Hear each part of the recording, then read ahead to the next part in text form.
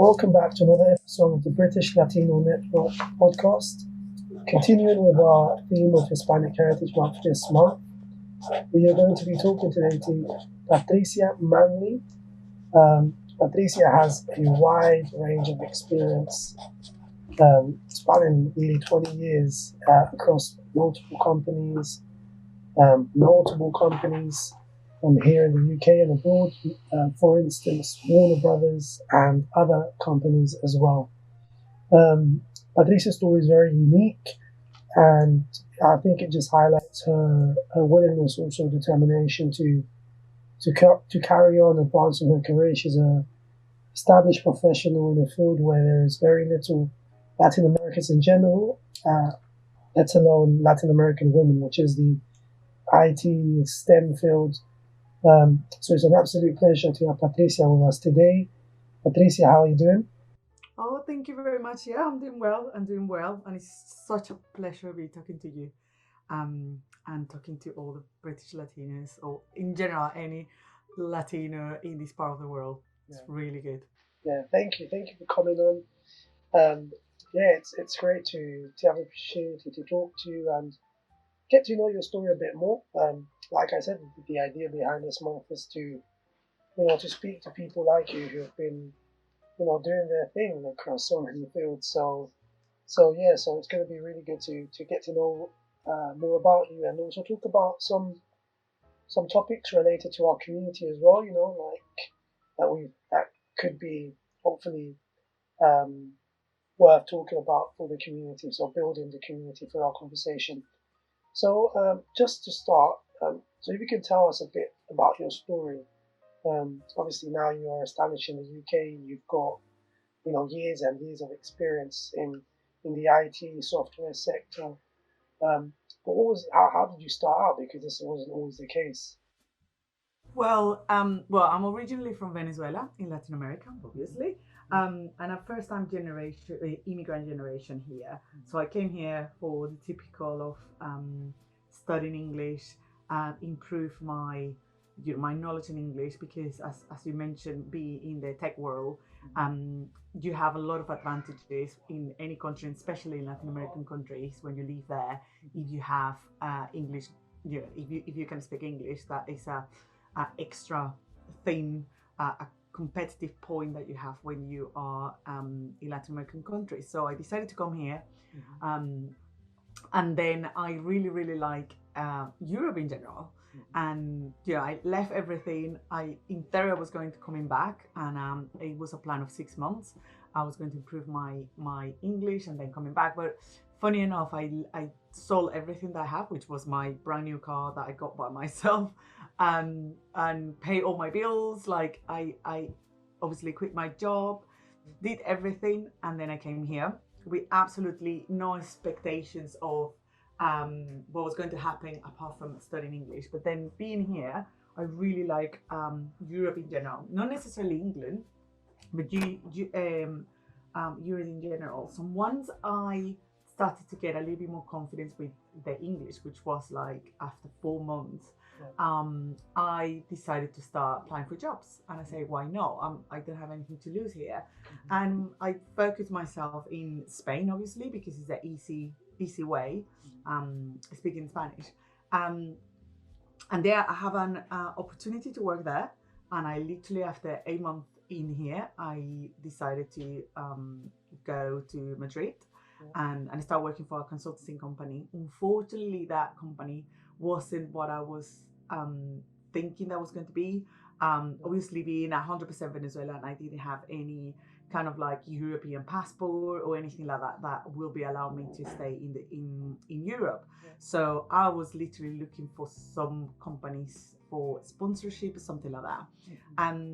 But just by chance, another of the interviews that I have at that time, they give me a call and they say, "Oh, we need someone in the UK. Would you like to come and work for us?" And I can do it, but I need to be sponsored by someone. And I'm talking about almost 17 years ago, when this system of points and things like that didn't exist at all. So it was basically kind of like almost impossible to to get a sponsorship for a company, because that company needed to them at that time. You needed to demonstrate, or the company needed to demonstrate that they couldn't find anybody in UK, and this is why they were asking for you to come. But they were willing to do it, and I was like, okay. And they applied for my visa, and then I was sponsored by this company, another consultancy in the industry that I have been working all my life within technology. So I have a degree in system engineering, which is sort of the equivalent here of bachelor degree in computer science, that is more focused into processes, and we use computers as our tool to do our job, but is basically in the computing tech area, and specifically I work in an area called Business Intelligence, and that area at that time, and still, is quite of a niche. So I think one point that helped me definitely was the fact that I was working in a sort of like a niche area within tech. And they were my sponsors, and then I came here, and then fast forward 16 and a half years ago, well, almost 17 years ago, and I'm here, established. Then I have the chance to work for, as you mentioned before, after that consultancy company was amazing. They helped me a lot. Then I moved to Warner Brothers, which is the studios, for 7 years. And then I moved to ASOS, which is the biggest online retailer fashion in the UK. And that has been for the last 5 years.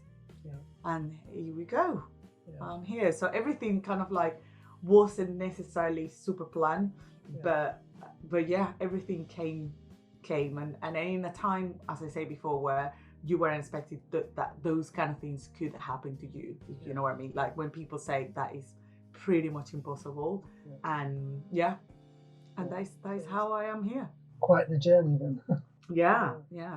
Okay, so sort of backtracking a bit, so how did you find that move, from, because obviously you spent your life in Venezuela, you grew up there, like you said, you obviously had close attachments. You had your job, you had family, you had your newly purchased car as well.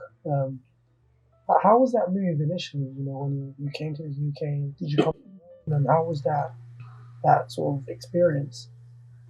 Well, in my case, and probably it's not the case of everybody, I always, since I was little, I have that desire of traveling.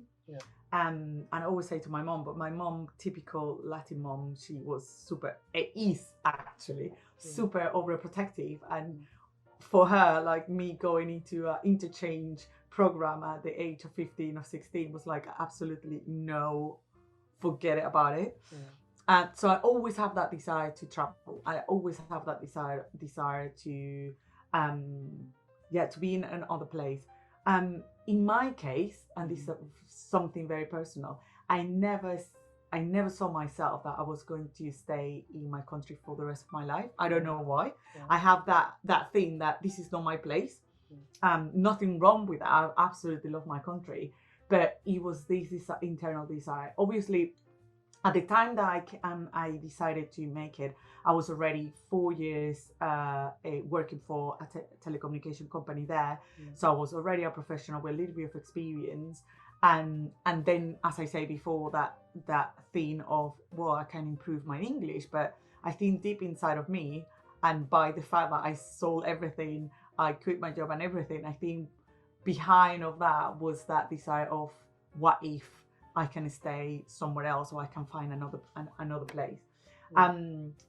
At the same time, at that period of time, for people that knows a little bit about political situations in Latin America, Venezuela has been going through a very difficult time for the last 20 plus years. And at that time, not many people was leaving, but a lot of people start thinking to the concept of immigration. And Venezuela is, historically, we never were community of immigrants. We never thought us living out of our country. And at that time, people start thinking about that because of the economic situation. But in my case, because a lot of people say, "Oh, whether you came here because of the political situation? Do you have, I don't know, robberies? Like those kind of like very life-changing experiences that you decide I need to make a break and go away from here." In my case, wasn't the case. Was just a purely desire to know the world and go out and see what was about. That curiosity of like it's a whole world outside and I want to see it, really. So for me it wasn't difficult in that sense. And when I jump into the airplane, and obviously I cry, I left my parents they were devastated, my sisters were devastated, but in my case I feel a sense of relief, like of happiness, of like I'm going to a new adventure. So I went to very open heart and open mind about what I was going to experience living in England. So it's slightly different to other people. Yeah, you obviously had that desire anyway. So that was your desire. That was like one of the goals that you had to travel. So when you arrived to the UK, were there like any sort of culture shocks that you found? Anything that maybe you wasn't expecting that you eventually experienced? Oh yeah, lots. I mean, starting with I landed in Bournemouth, which is in the southeast coast of UK. It's a very beautiful town. But when I arrived to this house, my best friend was already living here. He wasn't in the country at that time, but he said, "You're gonna stay in our house because someone is going to leave soon, and then we can share a flat." So starting with sharing and having, sharing a flat with people that you don't know, that was the first thing, because as a proper Latin American girl, you live with your parents until you get married, right? So that was the first, like, okay, I'm going to live with strangers and I'm going to have just one room, So I arrived here. He wasn't here, so was one of the guys who were living there received that person welcomed me. But I went into a house in the middle of January where the heating was broken, and it was working for 3 weeks. So the cultural shock and the weather shock, the weather shock of being in a house without heating for 3 weeks was kind of an interesting one. And sleeping in with jackets after jacket and a hoodie and on the duvet, that was very funny.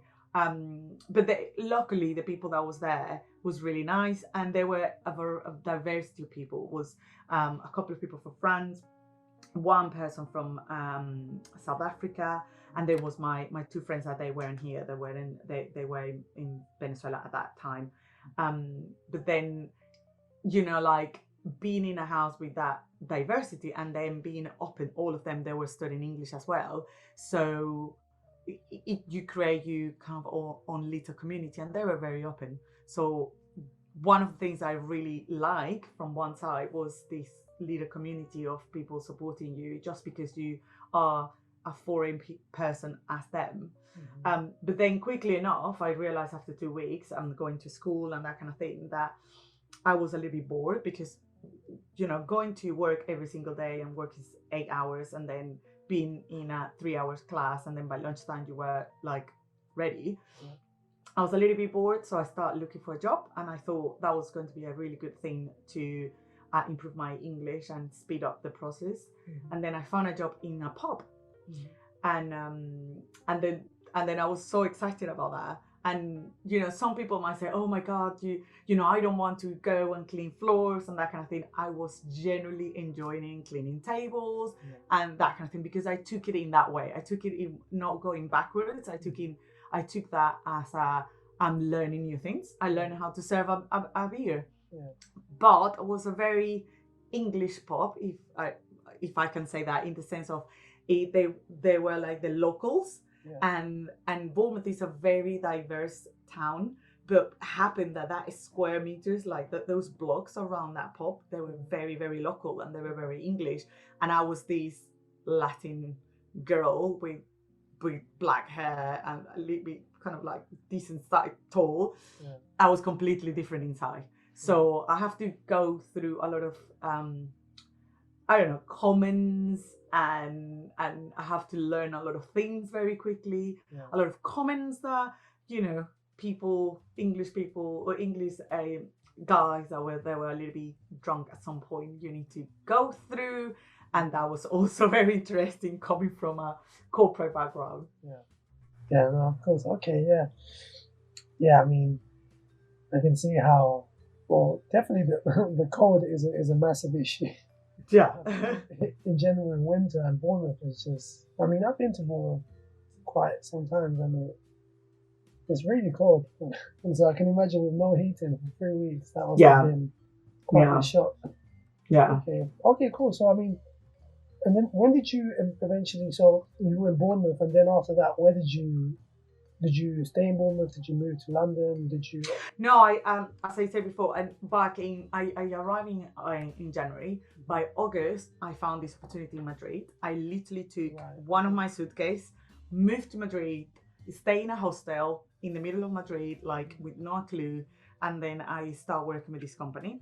Luckily, I have a friend that was in the same sort of situation that me, and we decided to join forces and rent a flat between the two of us.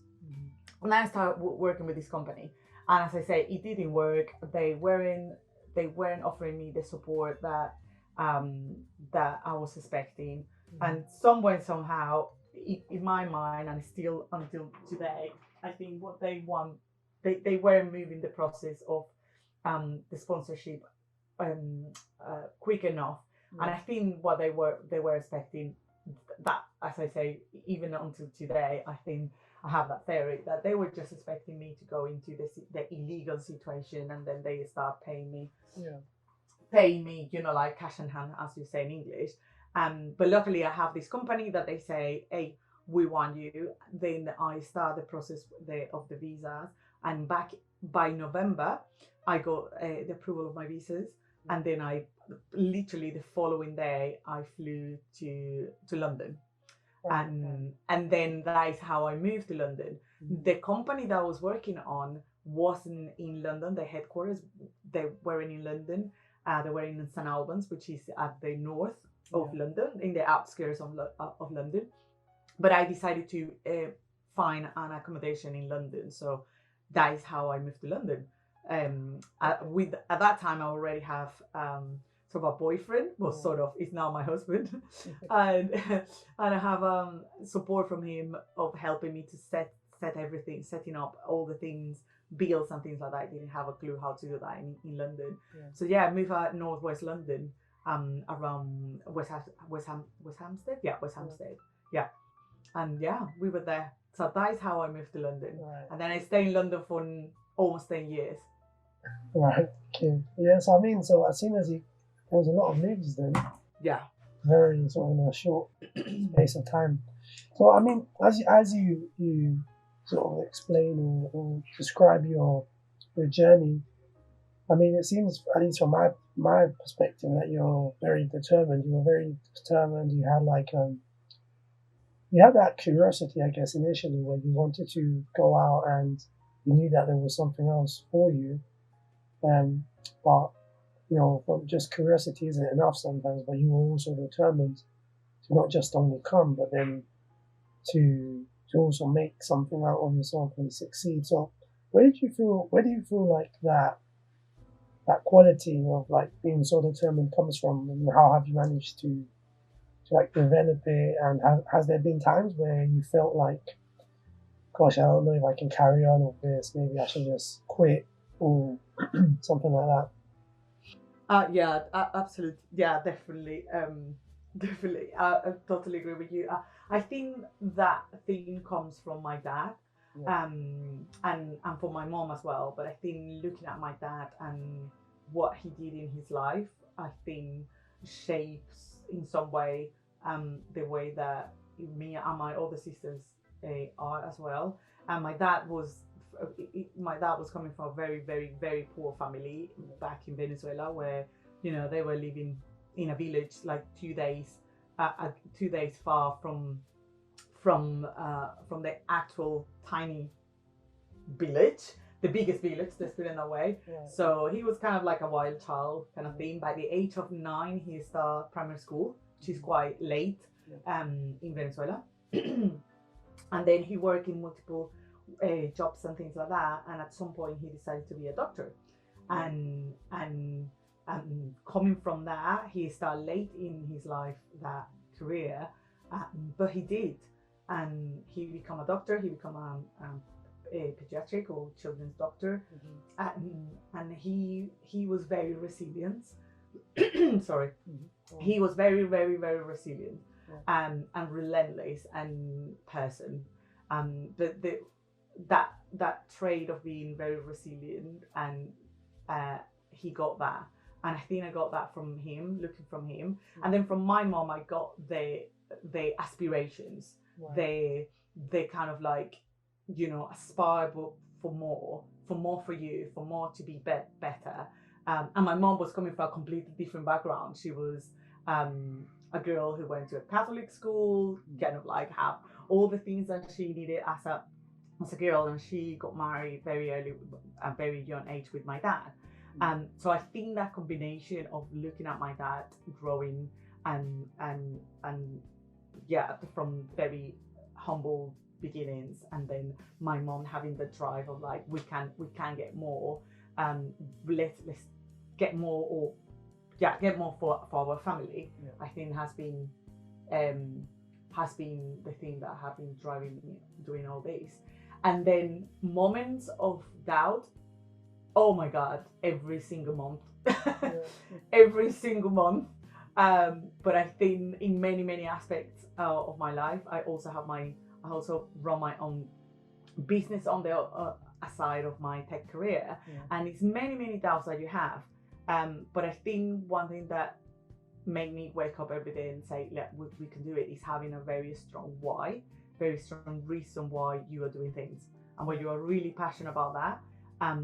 You know, like it doesn't matter whatever's in front of you. You wake up and you know you do it. And I'm very resilient. That is my very resilient, very positive. I always try to find positive things in everything, or what has been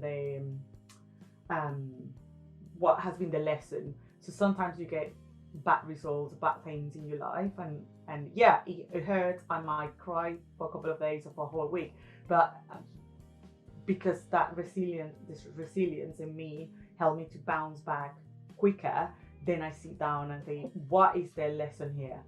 And take that lesson and then go forward.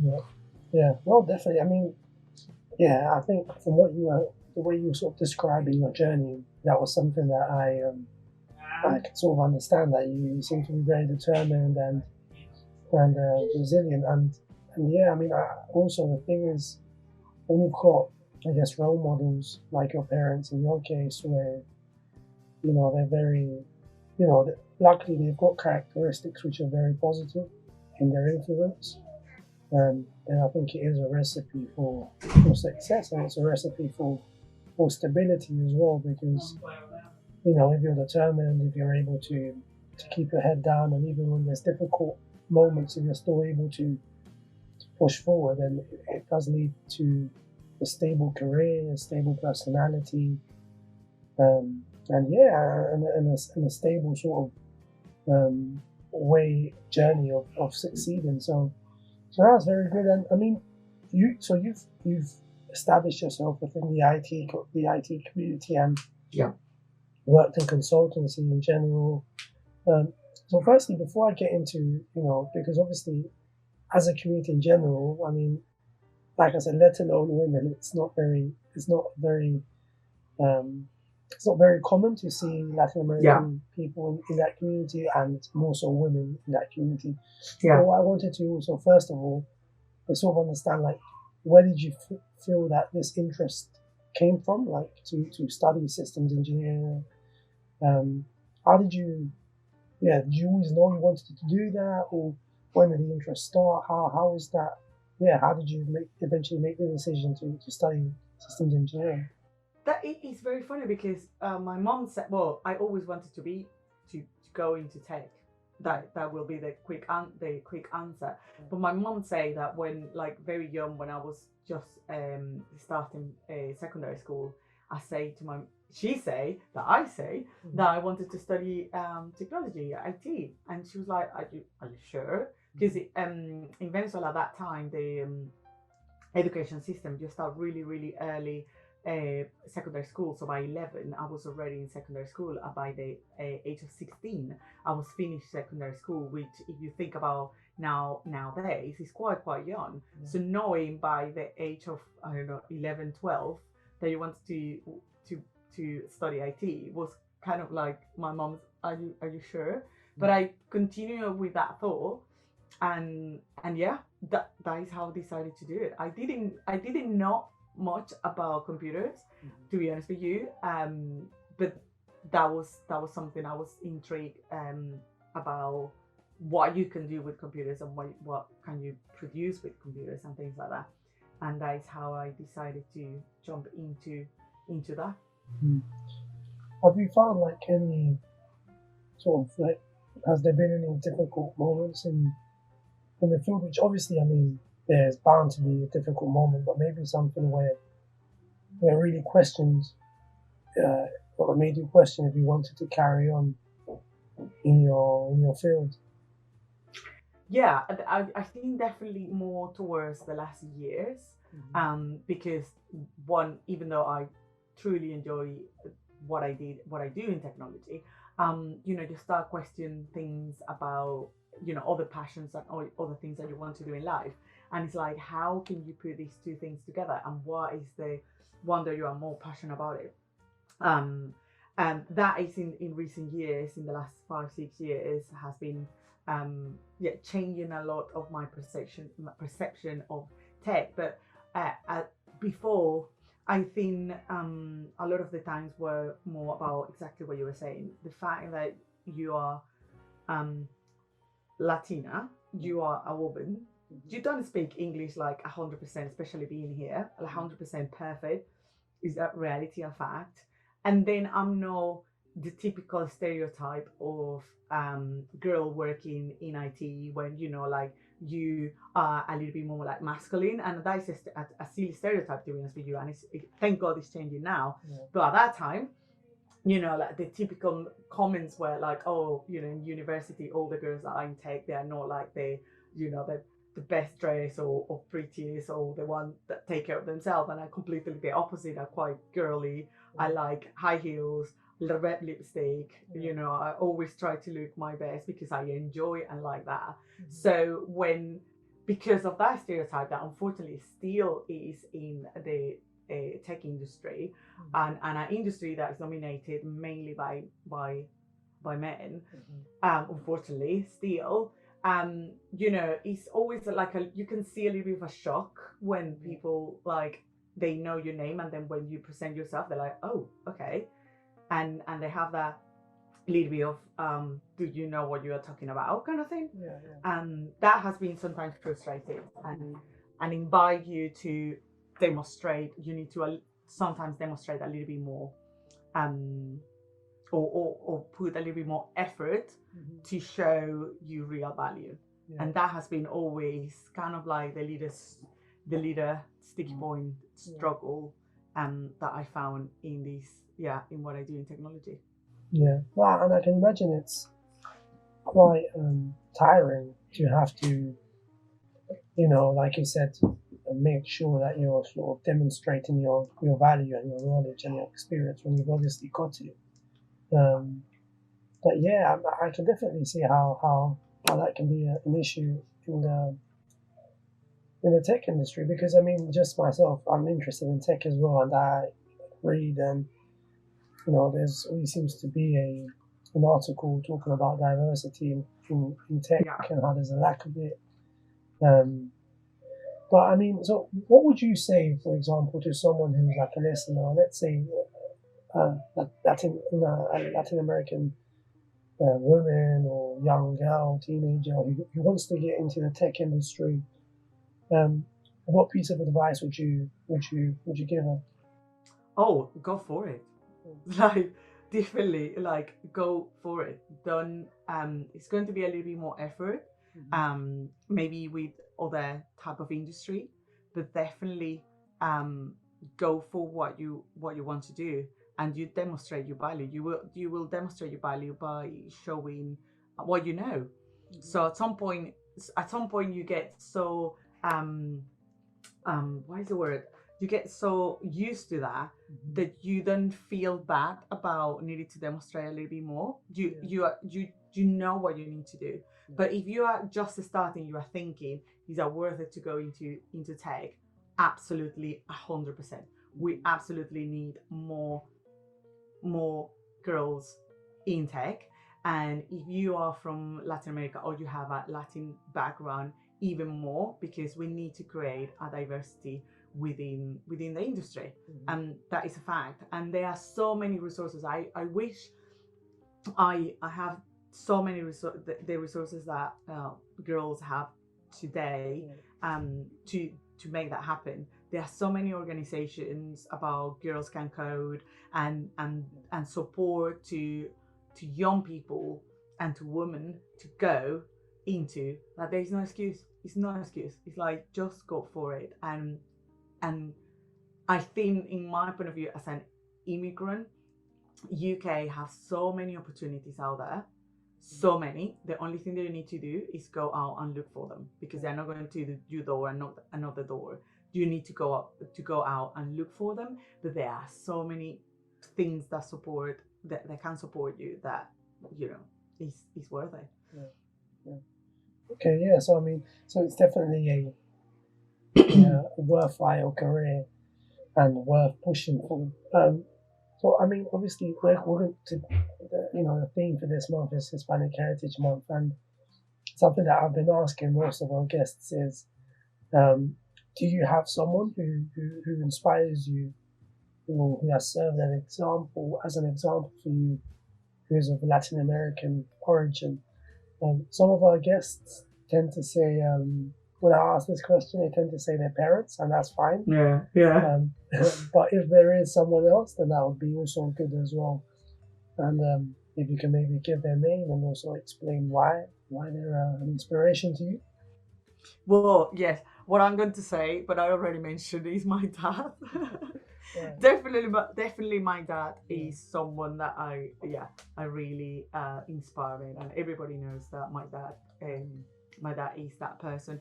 But someone else that inspire me quite a lot is this girl. Is a Venezuelan girl called Mariana Tencio, which is used to be a news reporter, and then she scaled, and she was in the CNBC in the States, in channel, in the news, and she also work. Now she's a writer. She have a really good book as well, when she kind of like explained her experience and everything, and she's quite inspirational. And I follow her because she's all into diversity, into justice, into kind of make things for the Latin American community, and in general any community, minority, and give a voice on that.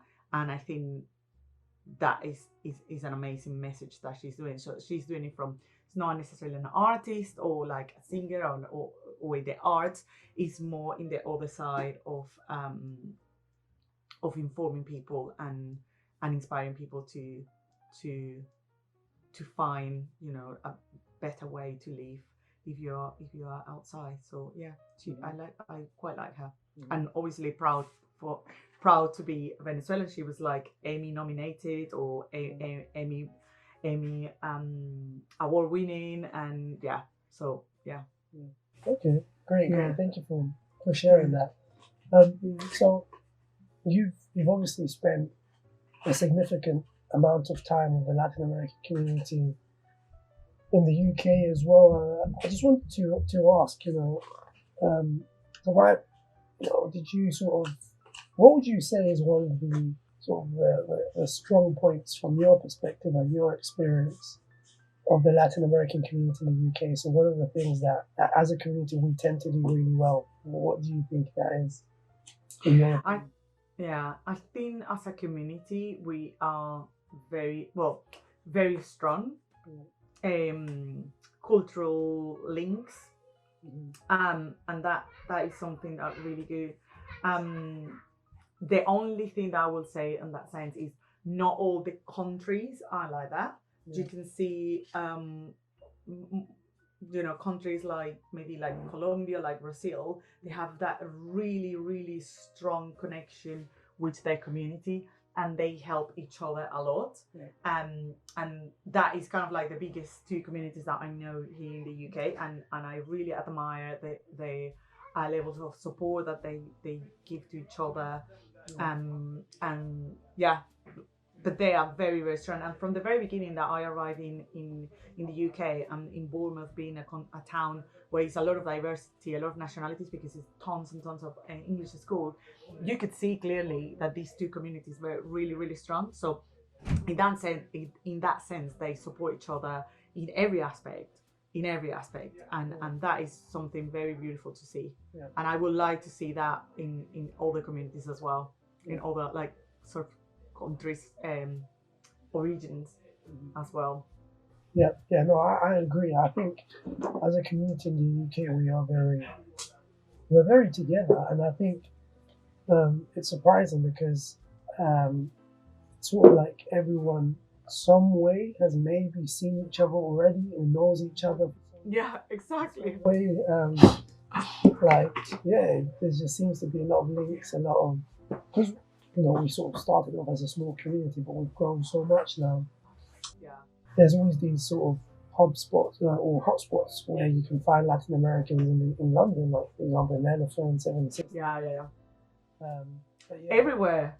Everywhere. I mean, I am in Milton Keynes, which is a little bit out of London, and then there is a Brazilian community, there is a Mexican community, there is a Venezuelan community that I know, and I know there is a Colombian community as well.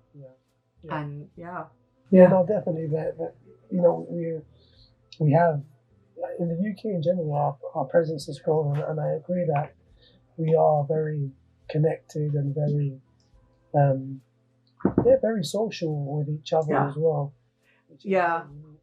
My husband always joke because he say that I can't believe the amount of people that you know, but I think it's a cultural thing, because he say everywhere we go, if you find someone that speaks Spanish, you start talking to them, especially if he's from Venezuela, some way somehow you're going to find a connection, and it's going to be like, the cousin or the auntie of the boyfriend of someone that know them, and then immediately they are like your family, and you're like, it's kind of like that.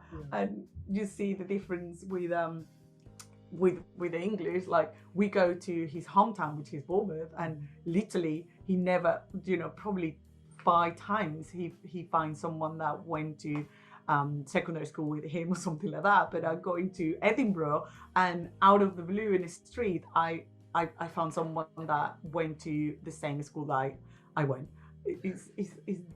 That is exactly what you're saying. It's like one way or another one. It's like, oh, I know you, or I see you in the other party in London, in like dancing. That and we're best friends. I agree. We're very social, and I think we've taken a lot of, especially because when I talk to, for example, like the parents or older people from the Latin American community, who actually grew up in Latin America, because I spent some time in Latin America, but I pretty much grew up here. But something that they tend to sort of hold, daily, and something that they've also passed to us, is that sense of the neighborhood community. Which you don't really get that much. Where in, for example, in Ecuador, which is my case, there's a lot of, the neighbor, the neighbor's family, the family of the family, and then it just carries on. And I think here there is a real need for the community, for Latin American people, to still feel that sense of community, that they know someone. because it can be quite hard for people to sort of integrate in their neighborhood here in the UK and sort of make the same connections, whereas in South America and in Ecuador, from experience, the shopkeeper, there's more of a sort of social aspect to it, and I think that's something that we've got in the community because, like you, if I go to Elephant and Castle, for example, somehow I'll see someone who I know, or it's just that aspect of being very social is a strong point in our community. Yeah, I grew up exactly like that. Like my mom, my parents live in a flat, and literally the other 3 flats of that floor, they were like family, and we were keeping doors open. So I could go to, when I was little, I could go to any of the flats, and they could come to ours, take water, and it was normal. And that community now has been helping my mom, which is the only one of my family in Venezuela. Like.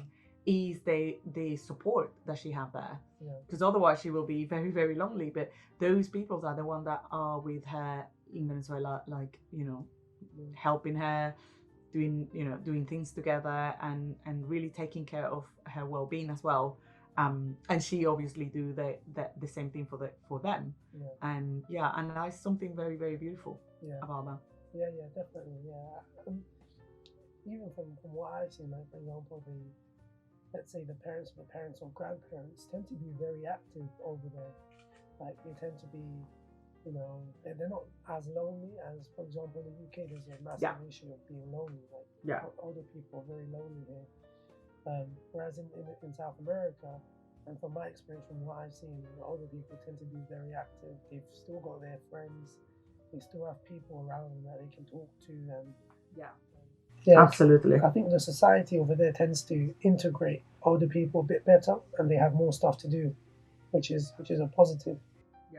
Yeah. Okay, so finally, I mean, just before we close, because I'm conscious of time, what do you think is something that we also need to improve on? Because as a community, we have a lot of strong points and a lot of things that we do very well. What do you think that we need to improve as a community here in the UK? I think it's probably a couple of things that I will say. One, and I think apply to all the community people, because I can see kind of like 2 trends in a way. Like there's people like me that have been here for many, many, many years. It was like a wave of people that came probably 15 years, 17 years, 20 years, or something like that. And there is a brand new community that is coming because of the economic situation there, and they may be a little bit more professionals and that kind of thing. But I think from both of them, one of the things that always I feel they struggle is with the language, and that feeling that I'm not good enough speaking English to pursue something else better. And what I always say to people is and I always say to people that come to me, and then I can see they have that desire to do something better, or actually start working in the industry, because a lot of people come, and obviously like I start in a pub, and then I work in a wine bar, and then with the idea that at some point I was going to start working in my career. But it's that fear of going and apply for a job because I don't speak perfect English. And I always say to people, listen, you are never, ever, ever going to speak perfect English. You're never going to sound as an English person unless you arrive into this country at very early age. It's like anyone under 18 years old, in my personal opinion, yes, they might develop a really well accent, but apart from that, you won. What you need to do is see that as a positive side of who you are, because you're going to be different. People are going to remind you forever. Your accent is unique to you, and I have an accent, and I'm very proud of that. And I learned that by someone that was training me in presentation skills. And when she asked me like, why you're here, and I say, because I want to sound like an English person, and she told me, it's like, you should be proud of you because you're unique. People's going to remember you, and people, you're going to be different, and you're going to be stand out of anybody else just because of that. So use that into your benefit. Now the issue is when you make a mistake, and I'm still making mistake. Probably I did a few mistakes talking to you, but when the problem is when we make mistakes and people try to correct us, we feel bad. We feel like, oh, you're bad. You're not. So rather than that, turn that into a positive thing and say, oh, okay. Say again, how is this word, what is the right pronunciation? That one. Okay. And take that as a lesson for you and start improving in that word, or improving in the way you say this and that. And little by little, you're going to be better and better.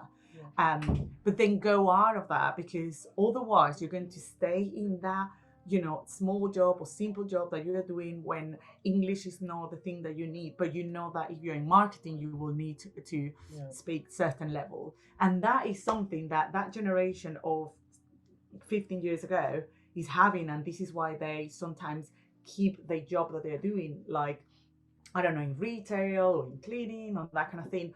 But they always have that desire to do something better, but they feel they don't deserve it, they're not worth it because of the English. And then the new generation that have all these degrees, all these things, they think that they need to sound absolutely perfect, and that is not true. So it's two different kind of like communities or mindsets, but then they have these issues. So that is one of the things that I will say. And the other thing that I will say is sometimes people arrive here, they start working in these jobs that we can easily do, is still with that desire to do the profession and that kind of thing, but also they quit too quick, if I can say that, into that dream, because they send CVs and they send things, I didn't work. And what I will say to those people is like, keep going. Consistency will be the key. The first experience in this country will be difficult to find one company that give you the opportunity, but you will find it. And when you find that company and that experience, where you get experience in the UK, in that profession, or in that area of that industry, things will come better and better and better and better, and the flow will go, and then you will get to where you want to go. But you need to be consistent. So don't give up in your dream. Thinking that because I don't have experience here, because my degree is in X country, because no, like, you can do it, but you need to be consistent. You need to consistent in the pursuit of that job, of the opportunity that you want to find, and you will find it. Yeah, no, I agree. Thank you for that. I think it's a case of embracing our uniqueness. How unique we are. Totally.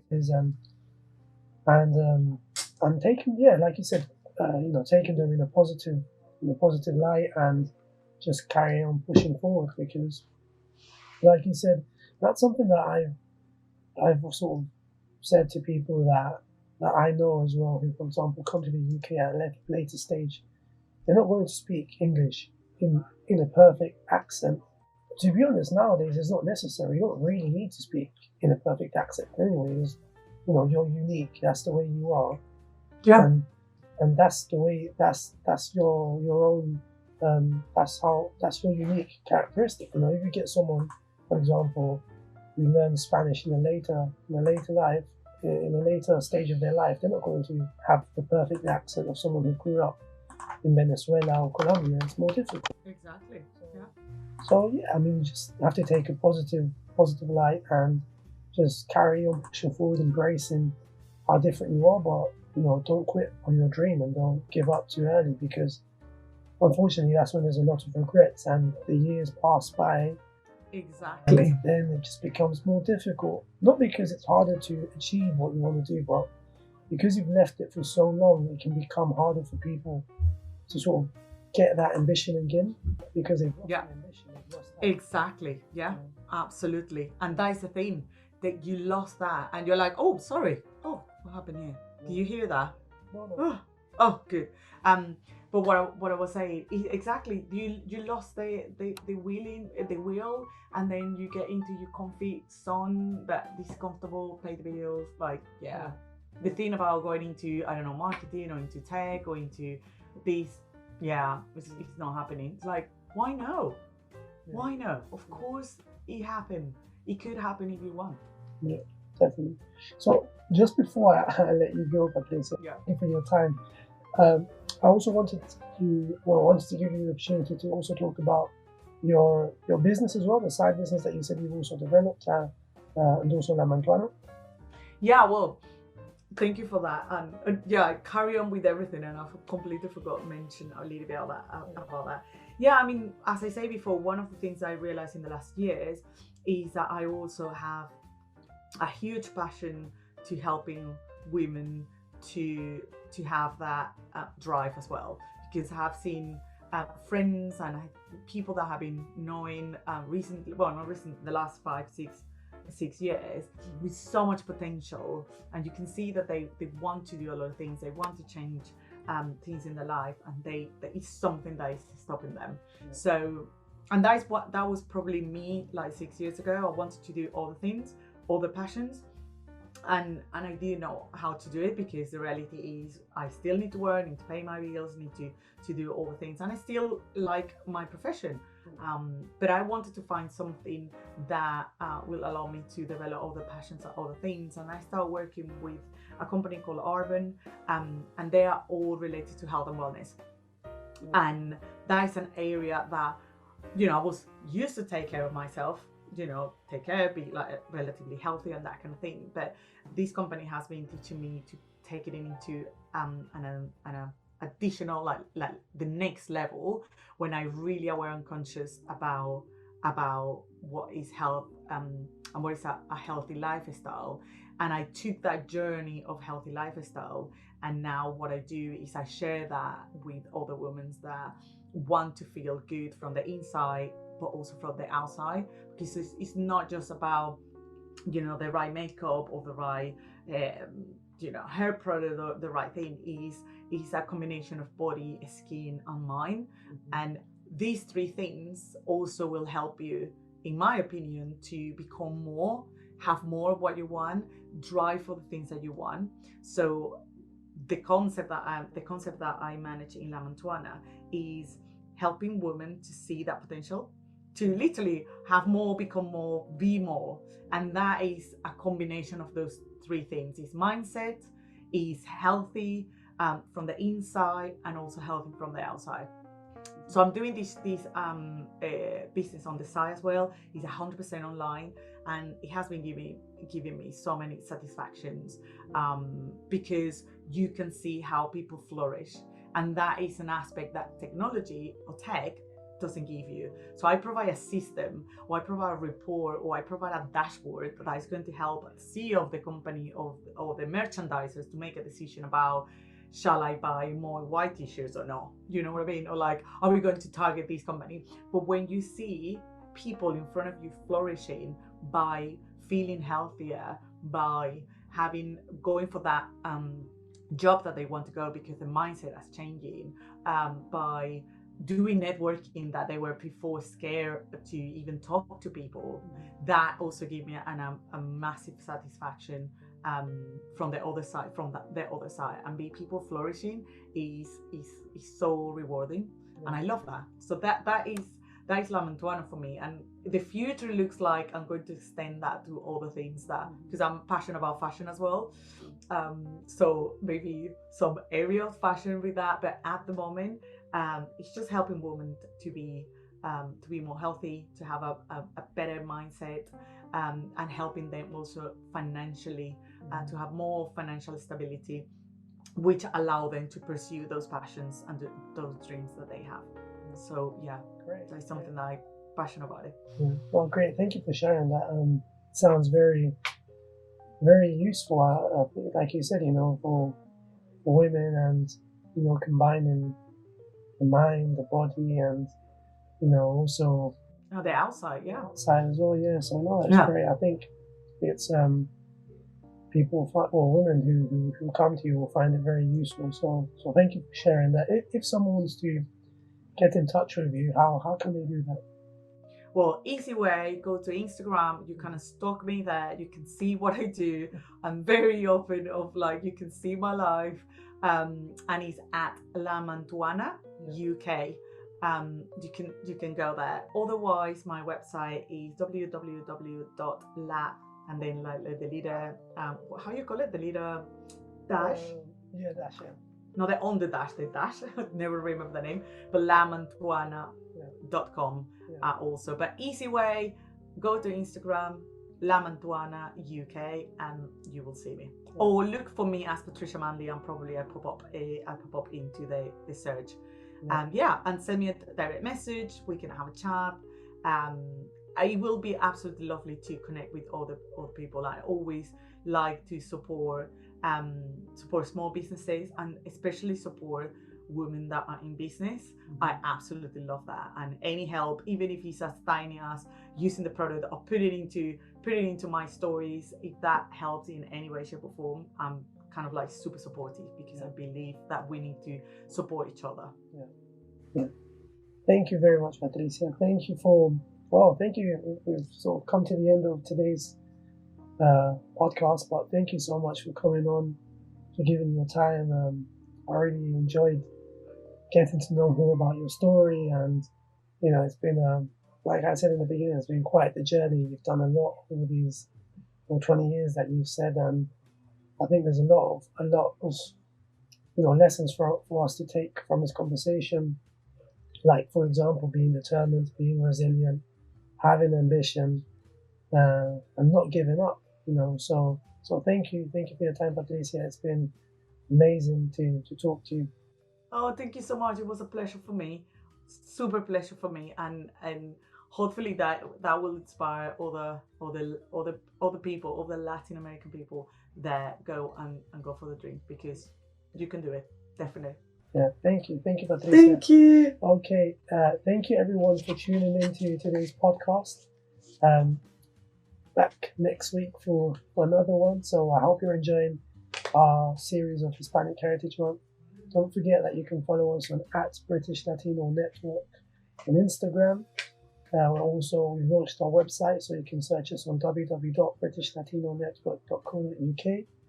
And finally, we also launched our own social networking platform, similar to LinkedIn, but it's very different in the sense that it's catered specifically for the Latin American community.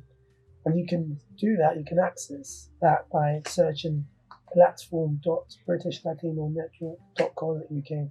Thank you very much for tuning in, and until next time, bye-bye.